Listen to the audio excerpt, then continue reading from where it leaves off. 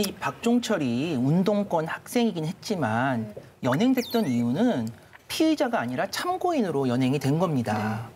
그럼에도 불구하고 결국 이 수배자의 소재를 파악하는 과정에서 체포돼서 고문을 받고 결국엔 사망에 이르게 된 거죠.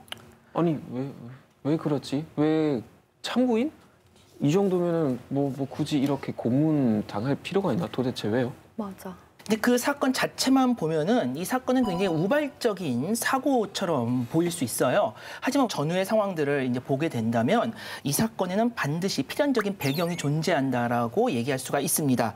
먼저 이 사건 전날이죠. 1987년 1월 13일 날 당시 김종호 내무부 장관이 이 남영동 대공분실을 방문해요. 내무부 장관이 직접 이 남영동을 방문했던 사례는 이때가 처음이라고 합니다. 그 보름 전쯤에 청와대에서 경찰 쪽으로 즉 전두환이 직접 지시를 내리는데 이 강압 수사를 하더라도 조직의 배후를 반드시 밝혀내라라고 하는 그런 이 지시를 내리고 이제 이때가 1월이잖아요. 좀 있으면 이제 3월 개강인데 그 3월 개강 전에 이 각하의 지시사항을 이행토록 독려하기 위해서 직접 내무부 장관이 남영동에 행차를 하게 된 겁니다. 바로 그날 밤 자정에서 그 다음 날인 14일로 넘어가는 그 시점에 박종철이 연행이 돼서 그래서 남영동으로 끌려오게 되고 결국 고문을 받다가 사망을 하게 된 겁니다. 이 고문 경찰관이었던 조한경이라는 사람이 나중에 훗날 진술한 바에 따르면은 이렇게 이제 청와대에서 지시사항 내려오고 또 직접 장관이 방문을 하고 하는 상황이 자신들에게 엄청나게 압박을 줬다라고 이제 진술을 하고 있고요.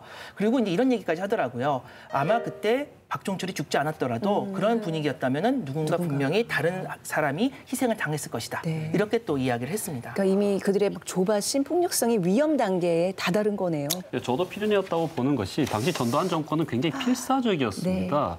네, 그래서 이 공안 수사에 경찰 외에 보안사, 군이죠. 그리고 안기부, 정보부까지 거의 국가 전력이 전부 다 투입된 상황이었죠. 그리고 수배범을 잡으면 특진시키고 그리고 경력금도 줬습니다. 인센티브를 준 겁니다. 그러다 보니 개인뿐만이 아니라 부처 간의 경쟁이 이루어질 정도로 이렇게 잡아들여서 고문을 하는 것이 일상화가 됐던 거죠. 그러니 누군가가 죽지 않았더라면 아마 이 상황은 멈추지 않았을 거다라고 보는 것이 굉장히 합리적이죠. 누구 하나 죽을 때까지 달려가는 폭주기관차 같은 곳이었네요, 이 남영동이. 이 1987년 1월에 굳이 이렇게 학생운동의 어떤 뭐 배후 세력들 또는 수배자들을 이렇게 일망타진하려고 애를 썼던 이유가 뭔가를 또 우리가 좀 알 필요가 있는데 이것을 알기 위해서는 조금 더 그것보다 앞 시기의 상황을 볼 필요가 있어요. 바로 1986년 10월이죠. 이 86년 10월에 여기 계신 패널들께서는 뭐 하셨는지. 저는 사실 발생 전이에요. 엄마 아빠 몸속에 따로따로 있었던 시절이라. 저는 만 1살이었죠. 막 열심히 뛰어다니고 뭐 곰돌이랑 같이 놀고 뭐 그렇게. 86년 10월에 뭐가 있었죠?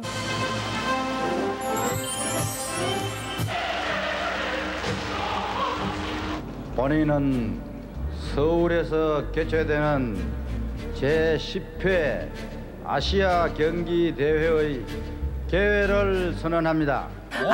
86 아시안 게임. 그래서 86 아시안 게임이 10월 5일 날 끝이 나거든요. 그러니까 한참 이제 9월부터 해서 대회가 이제 진행 중에 있었던 상황이었죠. 그리고 이 86 아시안 게임 때 한국 대표팀이 굉장히 좋은 성적을 거둬요. 아마 종합 성적에서 중국에 이어서 2등했는데 아마 금메달 숫자가 거의 비슷했을 겁니다. 맞습니다.